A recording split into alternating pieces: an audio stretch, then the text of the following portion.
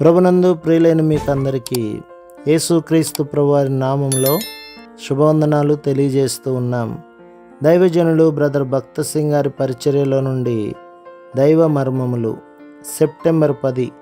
ఏ శరీరయు దేవుని ఎదుట అతిశయింపకుండానట్లు తృణీకరింపబడిన వారిని, ఎన్నిక లేని వారిని దేవుడు ఏర్పరచుకొని ఉన్నాడు. కొరింథీయులకు రాసిన మొదటి పత్రిక 1వ అధ్యాయం 28-29 వచనాలు.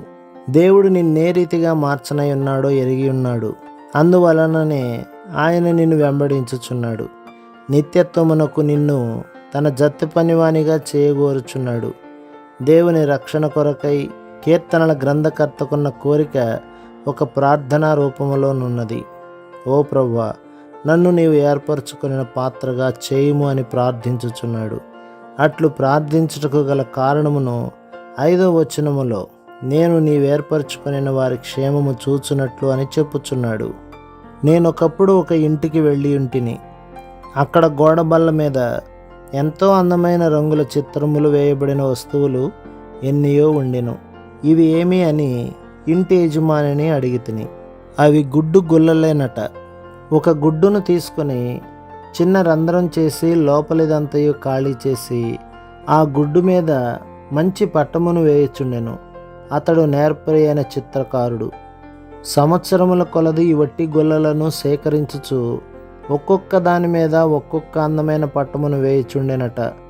మనము ఊరకనే పారవేయు గుడ్డు గుల్లలు ఒక చిత్రకారుని చేతిలో పడినప్పుడు ప్రయోజనకరమైన అలంకారమాయను. నీకొక గుడ్డు దొరికినప్పుడు దానిని ఒలిచి లోపలి పదార్థమును తిని వట్టి గుల్లను పారవేయుదువు. చిత్రకారుడు ఈ పనికి మాలిన వట్టి గుల్లలతో ఎంతో సొగసైన వస్తువులను తయారు చేయగలడు. అదే విధముగా నిన్ను ఏర్పరచుకొని పిలుచుటలో ఆయన ఒక ఉద్దేశమును కలిగి ఉన్నాడు. నీవు పాపము వలన నాశనమై వికార రూపము కలిగి ఉన్నప్పటికీ మానవులు నీ ముఖముపై పాపపు మరకలను తప్ప మరొకటి చూడలేకపోయినప్పటికీ దేవుడు నిన్ను ఏర్పరచుకొని ఉన్నాడు.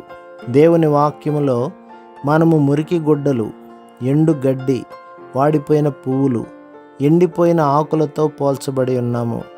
దేవుని దృష్టిలో మనం ఇలాగే ఉన్నాము. అయినను ఆయన మనలను ఏర్పరచుకొనెను. తన ఘనత మహిమ వెల్లడి చేయునట్టి పాత్రలుగా నిన్ను నన్ను చేయవలనని ఉన్నాడు. ఆ కార్యము దేవుడు మాత్రమే చేయగలడు, మానవుని తరము కాదు. దేవుడు ఏర్పరచుకొనిన పాత్రలో ఒక పాత్రగా నీవు ఉండగోరుచున్నావా? నీవు ఆయన యొద్దకు వచ్చి సంపూర్ణముగా ఆయనకు లోబడినచో నిత్యత్వమునకు ఆయనకు పనికి వచ్చు ఒక పాత్రగా నిన్ను చేయును. ప్రభు మిమ్మును, మీ కుటుంబమును, మీ సంఘమును దీవించి ఆశీర్వదించునుగాక. ఆమేన్.